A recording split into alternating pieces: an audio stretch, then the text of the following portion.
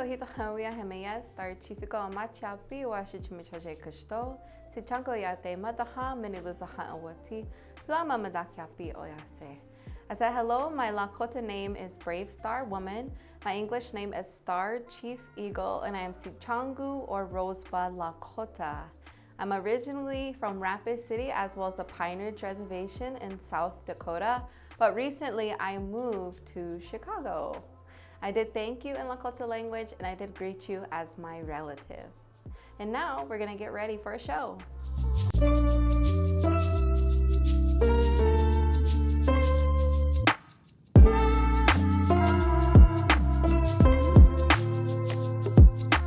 So I typically like to arrive to my performances about 30 minutes to an hour in advance.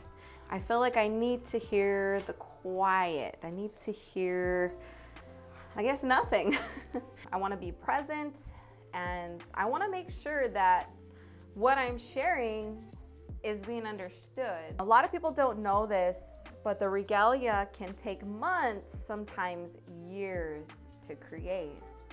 So sometimes I have to ask for help from my friends and from my family members to create my clothing and my regalia. A common misconception that I get about the beadwork as well is that the beadwork is actually not traditional. People think that it's traditional amongst our people, but it's not. It's actually more contemporary. For Lakota people, a more traditional artwork amongst our people would be the quill work made from porcupine quills. But then, as the Europeans came, they brought different goods with them to trade the indigenous peoples here. Only then did we have access to such materials like these glass beads. And as a dancer, we can choose whether we want to dress in a more traditional way, which would be more natural materials, things that we can find in nature. Or if we want to be more contemporary, that's where we get a lot of the bright colors. That's where we get the beads, the glass beads. That's where we get the fabric material. What I wear is typically going to be more contemporary, but still does represent my culture. I'm an artist. I'm not only an educator and speaker and dancer, but I do lots of different art forms, especially the traditional arts for our Lakota people. So I do make regalia. And I do have a son. He is 1 year old. His name is Zen. So I made him a regalia. I actually have a matching one that goes with it. When he was in my belly, I used to always have dreams about a little baby bear. So I have that on his regalia here. A funny thing that people don't always see is that on the back is actually one of his favorite little cartoons, Bluey. The second piece I'd like to share with you all is actually one of the first pieces that I ever beaded. If you guys see there's beadwork that's on here, this has probably lasted well over 10 years and the beads are still on it pretty strong. So I'm pretty proud of this piece. At first I made it wanting to make a bigger piece and use it for regalia, but then I got this far and I thought, oh, I should just take it and put it on a purse.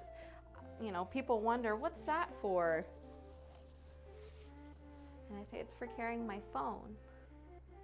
So this piece here actually went with another set.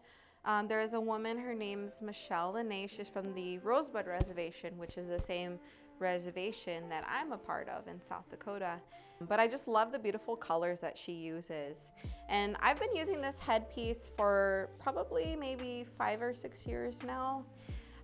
But the reason why I like it is it, helps to hold my hair down and my hoops don't get tangled in it. So I went to a competition called the Intermountain Hoop Dance Competition in Salt Lake City, Utah. And in that competition, just last year, 2024, I took first place in the women's division. And there was a gentleman and he came over and he shook my hand and he gifted me this medallion.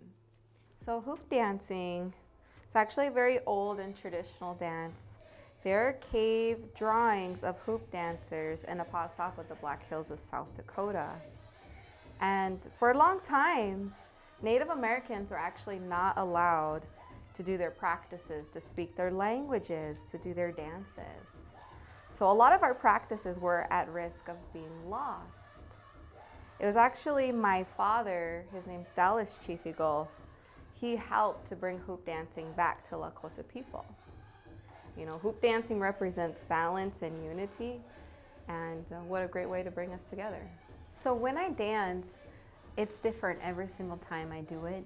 It's just how I feel at dancing to the beat of that drum in that time. I listen to that drum beat and it's almost like I connected and we become one in a way. Whatever problems, whatever's going on in my life before dancing, I know that when I come out on the other side of that dance, I always feel good. With the story that I share through my hoop dance, it is a unique story. There's no other hoop dancer that does that exact same story. And even if you break down the designs themselves, you know, we can trace those back to certain hoop dancers, either now or in the past. For example, the move that I did that looked like a tail or a bridge or a ladder, my father, Dallas Chief Eagle, actually created that design. And now, if there are people out there and they've seen hoop dancing, they see that design, they know, hey, are you related to Dallas Chief Eagle? Yeah, that's my dad.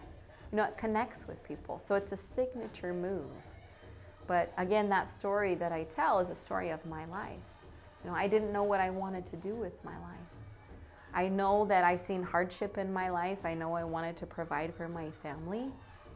But it wasn't until I was older that I realized, hey, I can do this every single day, do what I love.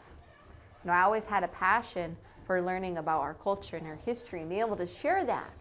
And I kept doing it. So more and more places that I went, I've gone to schools, camps, museums, libraries. And now I'm proud to say that I've become an educator, artist, and presenter. I'm very proud of that, and I'm very grateful for that.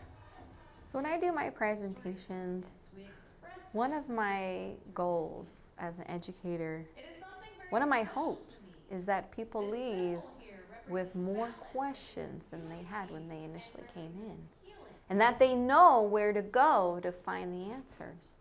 There's a lot of misinformation out there when it comes to Native people, so you can't just Google your question and trust what pops up on that screen. The truth is with Indigenous peoples. For a long time now, Native peoples have not been able to tell their stories. But we're still here, and we've been ready.